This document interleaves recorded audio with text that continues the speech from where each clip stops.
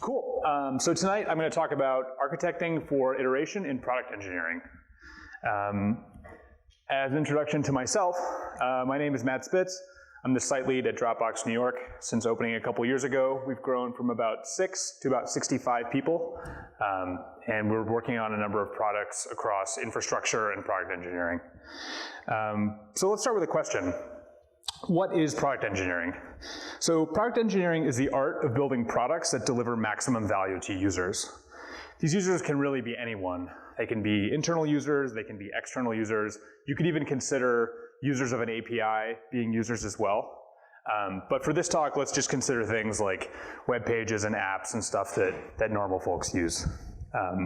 So the two main elements of product engineering are exploration of the ideas for the product and execution on those ideas. So to deliver the most value for our users, we first need to discover what they want. Sometimes users will tell us, directly or indirectly, but most of the time we explore by creating a hypothesis for what creates value, experimenting on that hypothesis, and then evaluating our experiment. The purpose here is to discover our advantage. Like, what is it that keeps users coming back to us instead of our competitors? Why do people use Dropbox instead of Box? What is it that they want to do but either haven't told us yet or don't know that they want to do? And by exploring, we inform our roadmap and decide where we want to go. Once we have a product hypothesis that we want to evaluate, we need to either build or modify a feature to validate it. The faster we can iterate, the more experiments we can run, the faster we can deliver the right kind of value to our users and profit something, maybe, who knows? So if I could represent iteration in 2 dimensions, it would look something like this. We start with an idea. Let me try this. Does this work? Ooh, okay. So we start with an idea, and we build in that direction to try to validate it. In the middle of the between, we've collected some feedback, and we change direction. And we end up going to another idea that we think we're building towards. We don't usually end up where we expect when we start, and we often take a much more circuitous route to get there. When I say get there, that's a little bit of a misconception as well, because we never really get there. And you never really finally finish that thing, and you can leave it alone and be done with it forever. In reality, iteration kind of looks like this, where we can start building what we think is an anonymous consumer product for photo sharing, and we can end up with something crazy like taking that picture technology we built and doing something that combats insurance fraud. We're constantly iterating. At its heart, product iteration or product engineering is constant and unending iteration. User needs are a moving target, and we're never done addressing them. User needs change over time, and we always have to iterate on features, new designs, even product strategies. As we iterate, our implementation diverges from expectations. It's natural. We think we're building one thing in the short term, and what we end up building is something that contributes to something totally different in the long term. And because we don't throw out everything we do every time we change our minds, we end up with a bunch of technical debt. Technical debt reveals itself in a number of fashions, including model skew, which is the changing language and representation of our core data structures. So like when we were building the next Snapchat, our product language and our variable names and things like that was more around like pictures and conversations and contacts and filters and things like that. But now that our product has evolved to the world of insurance, those exact same words are going to appear next to new variable names and new functions called, like, using the language of claims or evidence or insurance or agents or things like that. The relationship among these components, which are now confusingly named, also suffers as our product evolves if they're tightly coupled. So when we're iterating with components that are really tightly coupled, a large percentage of the system needs to be touched with every single change, which continues to amplify this debt and makes us feel like this. So you have a bunch of systems that have very different names that are interacting with each other in confusing ways, and if you don't address this up front, you end up flipping tables, and I think that's bacon or pasta sauce, I don't know. In contrast, if we separate our system into logical components and invest in the abstractions among those components, we'll be able to iterate faster. Instead of modifying our entire system, we'll iterate on each subcomponent, effectively fencing off the accruing technical debt. If we need to throw away a component or re-architect the relationships, we can do that without risking the stability of the entire system. So in this world, we've separated our product, in which we'll get to an example in a sec, but we've separated our product into components, and some of them are pretty early on, where others have required a fair amount of iteration. And because the APIs among them are relatively well structured, we don't end up mucking with other components when we're modifying one of them. Even if these components aren't particularly substantial at first, there are a number of advantages in logically separating them up front. So forcing better decomposition and clearer APIs makes writing tests easier and more enticing. Especially as our product matures and goes through more iterations than we can remember at hours of the night that we'd care not to admit, having tests is a sanity check that ensures that everything functions as expected. They also function as a documentation of the APIs among the various components in our system. The best part about this is as you get to the end of a long iteration chain, and as you get to later stages where you realize you have to rip out a lot of things, if you have a comprehensive test suite, you're able to make these sweeping changes with the confidence that you're not totally blowing everything up. Having a good breakdown of components also allows us to minimize the required context to start working on any one of these components. So for example, in our photo sharing app, if our address book scraping is tightly coupled to our contact list, then a developer has to page in the background knowledge for both of those components before we start working on either one. So better separation allows us to focus more day to day, which allows us to make better decisions and make fewer mistakes on those individual components. And finally, if the components are well separated, we can work on them in parallel and avoid stepping on one another's toes.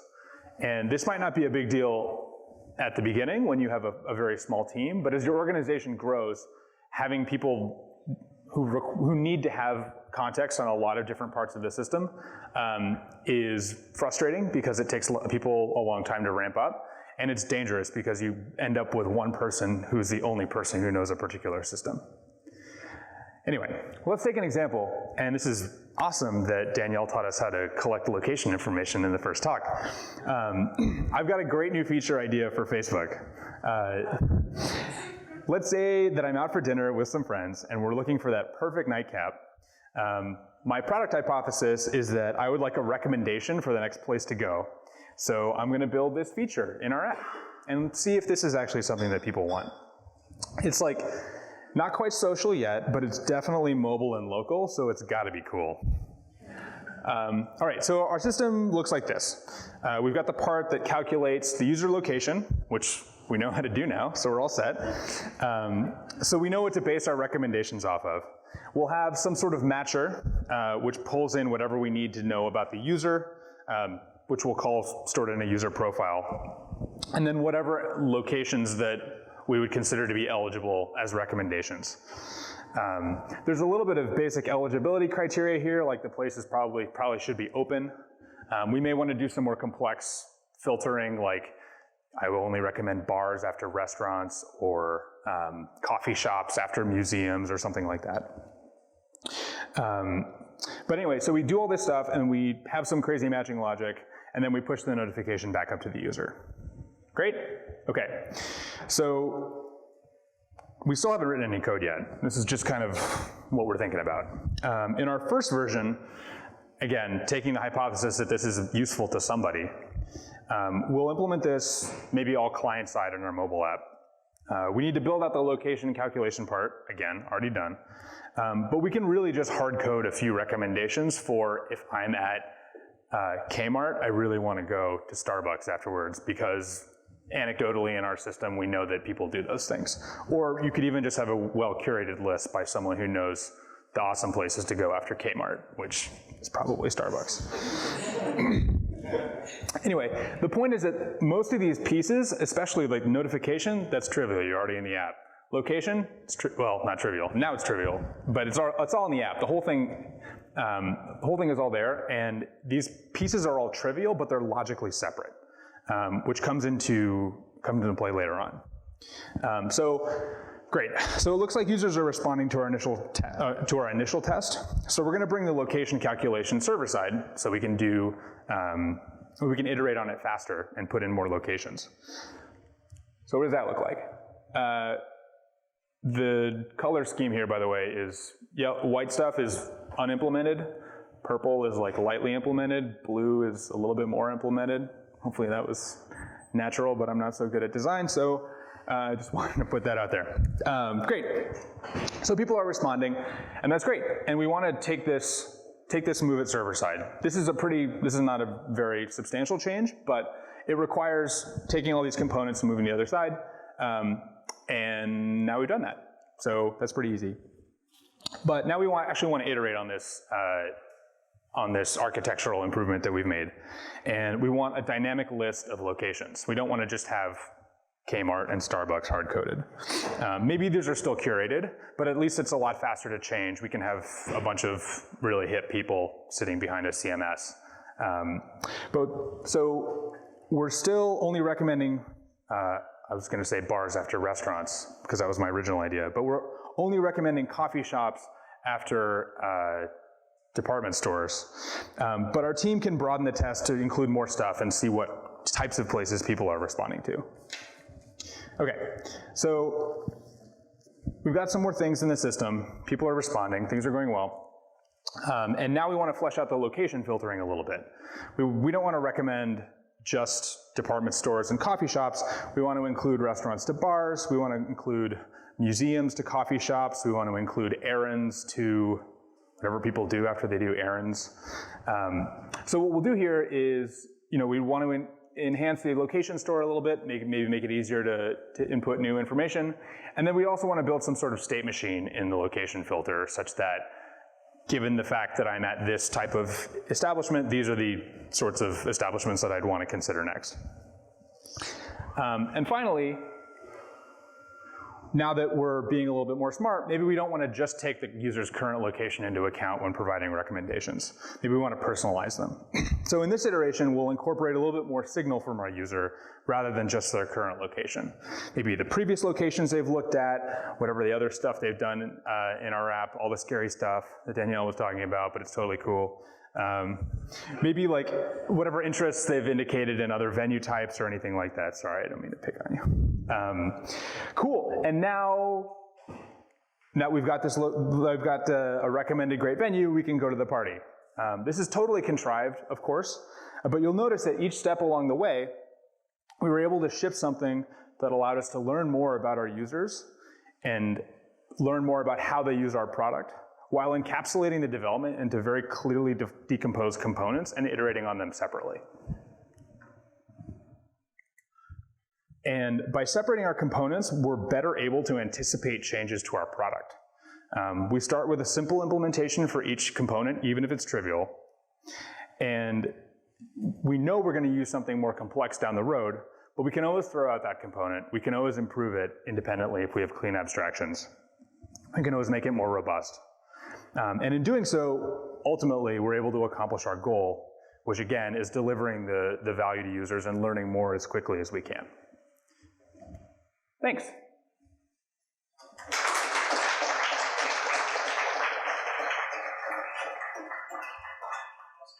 Thank you, Matt. So Q&A time. Actually, just a quick question for you. How many engineers do you have here in New York with Dropbox? 26. 26. 26. Okay. Are you hiring? Absolutely. All right. Just thought I'd give you that plug. Why, thank you. Yeah, come build some cool stuff with us. What kind of stuff are you guys building out in New York? Let's see. So we've got a couple fun things. So the product that I just demoed is called Paper. We announced it back in November. The wait list is not, there's no wait list. You can just go sign up. We haven't really announced that too much yet. Is the camera still on? Excellent. Go go sign up, it's great. So the infrastructure team for that is based in New York. We have an infrastructure team that's responsible for how we deploy and manage services entirely based in New York as well. I think our last number that we announced publicly was something like 50,000 physical machines, and getting code to those machines and rolling back and all that stuff is all owned entirely in New York. We have some people working on Magic Pocket, which is the big distributed storage system that we talked about a few months ago. And we have a couple of product engineering teams, which is what we just talked about. And the product engineering teams are responsible for the way in which people experience content in Dropbox. So some of the stuff we announced today was around productivity, comments, sharing, things like that. Those are all things that we've touched.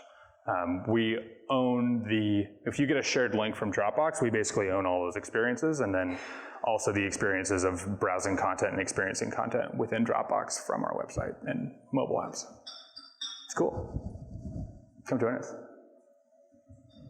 Can you talk a little more specifically and technically about what you found to be helpful? So I feel like the industry hasn't settled on like a best practice of how to decouple your code. I feel like 2 years ago everyone said like microservices right away, and then everyone was like prematurely optimizing. And I know like where I work, we struggle a lot with like when do we pull it out and make it a standalone service. Right. Okay. So the question is, speaking a little bit more specifically around how to define those APIs and when to pull out services. Let's see. So an example from Dropbox is that we have always had a monolithic web server code base, or we started with a monolithic web server code base.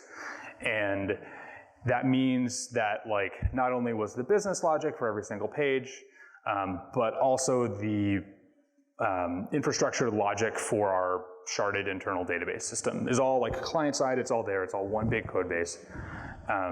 And we ran into a number of, I feel like in some circumstances, these opportunities kind of naturally present themselves to pull things out.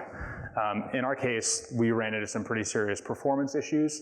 We ran into issues with needing to deploy the entire monster thing just to change this one library. And in that sense, we ended up decoupling it and in fact, rewriting it for performance reasons.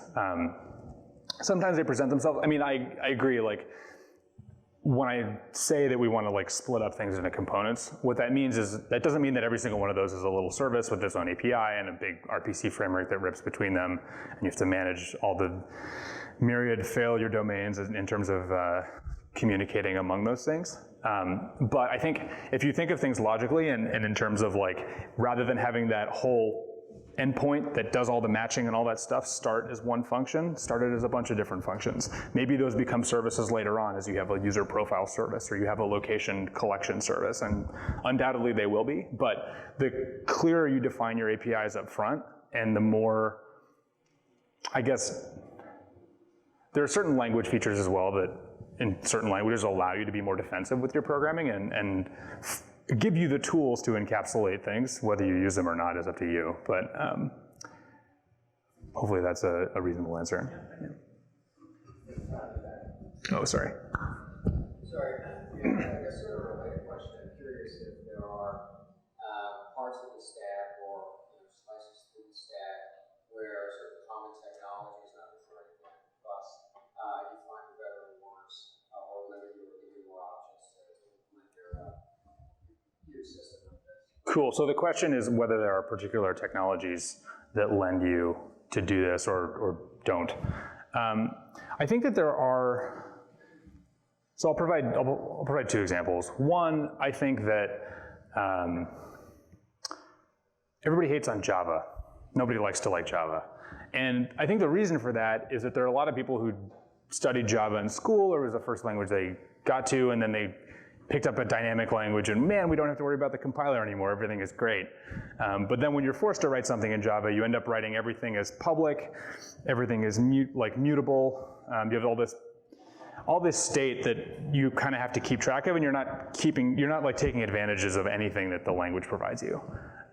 Whereas if you make defensive copies, are defensive about your assertions, if you keep as much immutable state as possible, if you use those keywords, public, private, and protected, like if you actually use the tools that the language provides you, you can do a really good job of encapsulating the logic and the models within your code base. Another example here is, I feel like JSON is one of those wonderful, really nice, flexible things that allows you to kind of do whatever, and no schemas, it's great. But what ends up happening is as you add things and remove things, you end up writing your schema in code, which really doesn't set you up for success in the long run. Other technologies that might be more helpful in this regard are things like protocol buffers, which enforce adding things incrementally and not allowing you to delete things. The tool kind of forces you to think about how you want to scale and make your app more backwards compatible through the length of it. One more question. When you're brainstorming and like you're thinking about different ideas and like things like a diagram, what are the kind of approaches or recommendations you have in terms of how you visualize this? How do you kind of gradually kind of come across it? It's one thing of a whiteboard, a distributed team where you have a lot of people. How do you collaborate before you actually even write a single line of code? Are you talking about like architecture on the code itself? Yeah, so like you were saying, like you have this idea, you kind of have these little pockets, and then you're like, you can create the API. You don't need to write code to create the API, right? So how do you, from your experience, develop that? Make sure everyone's on the same page. Like I need this functionality, stuff like that. Cool. Yeah. So the question is, how do you get agreement and buy-in on a higher level component architecture before you write a single line of code, particularly in a distributed setting, which I'd love to talk to you about if you're interested in. So one approach that's worked really well for me and my teams at Dropbox is that usually someone will come up with a design document of sorts, like what is the problem we're solving, even just technically, not even from a product perspective, like what is the problem we're solving, what would I like to do to solve it, what are the risks, what are the mitigations, what are the challenges, we throw it all in a paper doc, there's another plug there, and you send it to a bunch of different teams. You kind of blast it out to your team, whatever other teams you think might have a say in this. People pile on with comments, and there are a bunch of unresolved threads, because that's just what happens, and then you get the relevant people in a room, and you kind of talk through it, and you do a little bit of an architecture review. You take that feedback, you take your thoughts, and then you present one of these things. Ultimately, you want to have somebody responsible for building this. It doesn't just happen. And the way you can incrementally get buy-in from varying teams allows all the boxes to be checked, but more importantly, people have context when you throw them a code review. They're like, they know what you're building, and they have the same language, and they have the same concepts. Matt, Cool. thank you very much. Thanks, folks.